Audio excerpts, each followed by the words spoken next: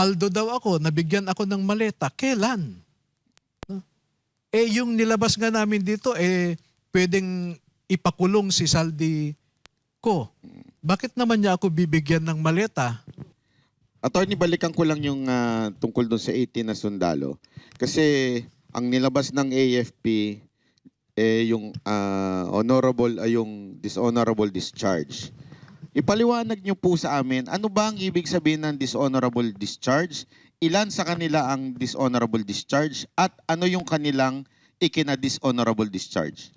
Okay, ang dishonorable discharge, sa AFP kasi, ang mga non-commissioned officers from private up to master sergeant ay nag-e-enlist sila every 3 years. Parang kontrata, renewal, no?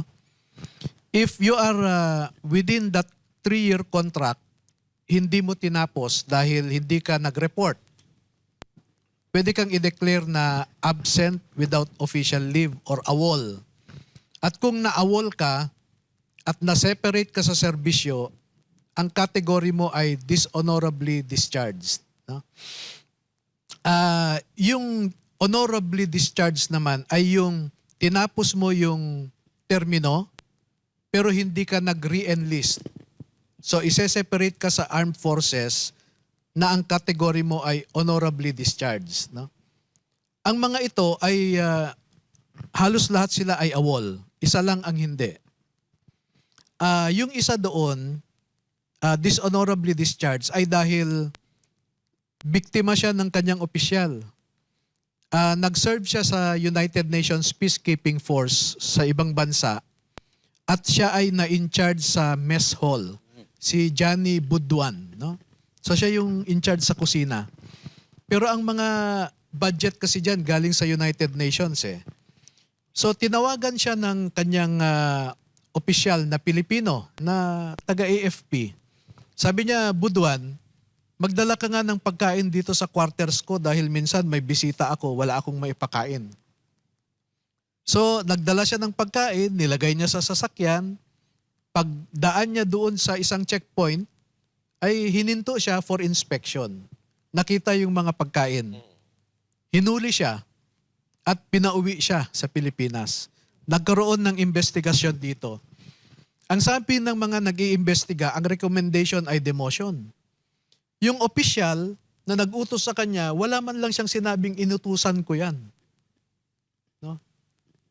Ang kinalaunan, instead na demotion lang, naging dishonorably discharged. No? Sa akin, sino ang dishonorable dito? Yung opisyal niya o siya? Yung opisyal. Oo. Oo. Ang number one na principle sa leadership, sa military ay seek the welfare of your men. Yun ang number one leadership, military leadership principle. Pinabayaan niya yung tao niya. No? So, very unfortunate ito. Pero nabanggit niyo po na meron pang iba. Ano naman yung kina-dishonorable discharge ng iba? Yung iba naman hindi dishonorably discharged, no? You mean the other other than the 18? No, O yung yung within the 18 po. Yun, yung isa doon, parang nagkaroon ng nagkasakit yung asawa niya. So binantayan niya yung asawa niya, hindi siya nakapag-report kaagad. Paso na yung kanyang bakasyon. So dineclare siya na absent without official leave, no? So karabihan sa kanila ay pamilya ang naging rason kung bakit hindi sila nakabalik on time. So sa madaling salita po, yung dishonorable discharge nila ay hindi po ibig sabihin criminal sila. May pinatay, may ninakaw. Nakaw sila, May korupsyon. may corruption. Hindi ganon. Hindi So ganon. ibig sabihin lang, dahil hindi lang sila nakapag-report o natapos yung 3 years. Walang naabutan sa kanila ng maleta.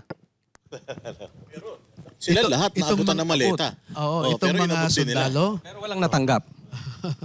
Wala. Problemado nga sila doon sa last month salary nila eh. Palagay ko honorable pala yung ba mga yan? ano eh. Honorable tong mga militar na to kasi hindi sila nangupit eh. Di ba? Dapat Pwede magbabayad, naman, no? Pwede kang mangupit, di ba? Si Saldico. So hindi pa sila bayad. Hindi pa sila Pambihira bayad. ka, Uy, Saldico. Oo. Pati yung bayad, kinurakot mo. Ito kasi, attorney. Gusto kasi, ang nangyayari kasi parang gusto nilang sirain yung credibility ng 18. So now, may pagkakaiba pa kung halimbawa, ikaw ay AWOL or na-discharge ka or yung active ang magtitistigo. May pagkakaiba na ikaw ang witness, ikaw first hand na nakakita or naghatid, may mababawasan ba yung pagiging testigo niya or ano ba, may bearing ba yun? Wala eh. Walang bearing kung honorably or dishonorably discharged ka doon sa sinasabi mo na katotohanan.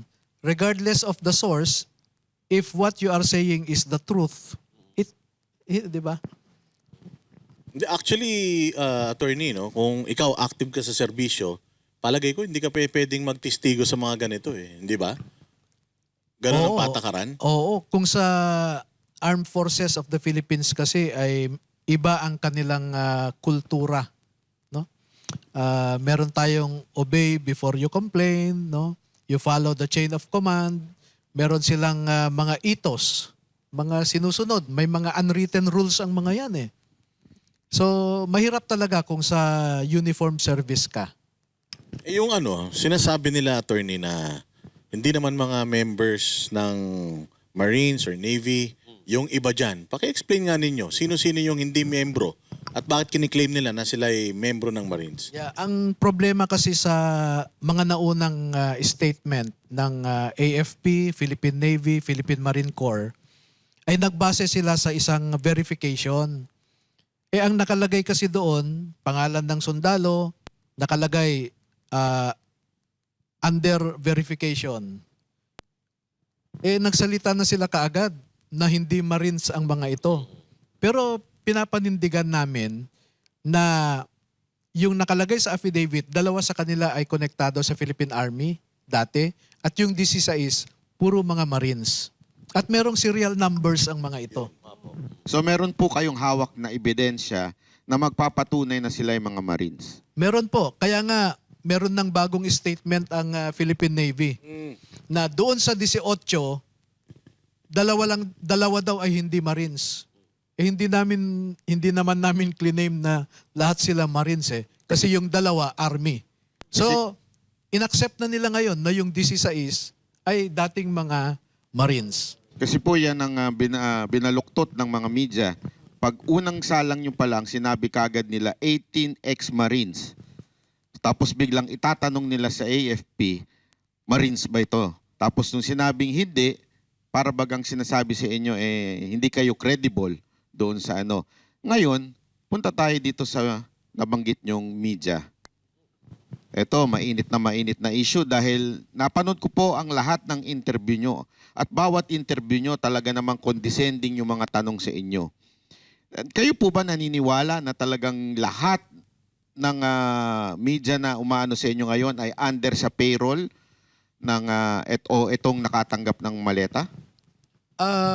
Alam nyo, malawak yung media operations ni Saldico noon na ipinagpatuloy ng mga kasapi sa kasalukuyang administrasyon pa rin, no? Halos 300 na trolls ang nandyan sa isang building sa Makati.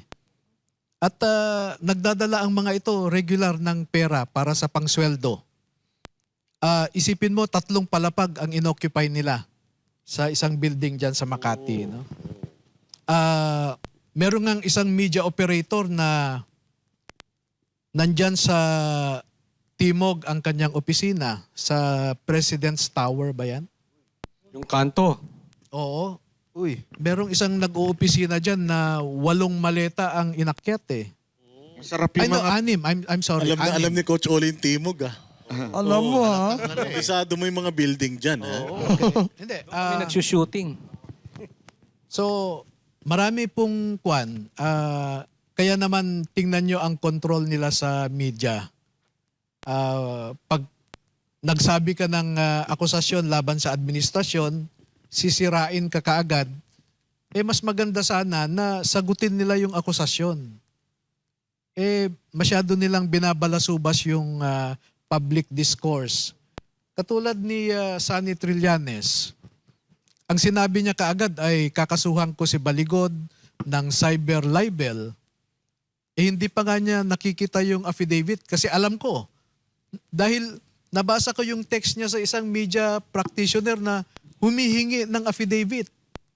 Hindi pa niya nababasa, tumakbo na siya sa media na nananakot na.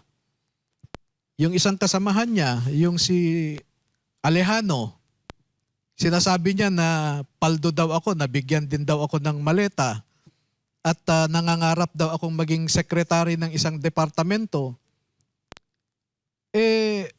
Yan ba yung klase ng pinaaral natin sa sinasabi nating Premier Military Academy in the Philippines? Yung ganong pag-iisip? Hindi ba magsasalita siya, hindi pa niya alam na hindi nga ako kilala ni Inday Sara. Paano naman niya akong i-appoint na cabinet secretary? Paldo daw ako, nabigyan ako ng maleta. Kailan?